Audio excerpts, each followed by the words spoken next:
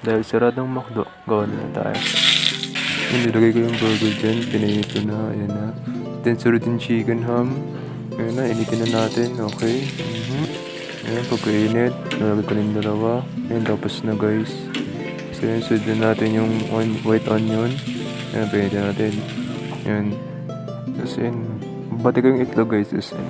Lagay nyo sa kawali. Ayan. So, ayan na. Ilalagay nyo yung dalawang tinapay. Yan, okay. Then yan lagyan nyo na yung niluto nyo. Hamburger, white onion, yan. Tapos yung kamatis guys, tapos yung cheese, lagay nyo para masarap. Tapos yung tab nyo na guys. Mas maganda guys kung sa malaking kawali para maayos. Yan, tinabo na. Tapos yan ulit tapos na. Yan, lagay ko na sa plato guys. Yan. Good, sarap na yan guys, try nyo. Yan, siwa na natin sa gitna. Ganyan. Okay. Yan, yun lang.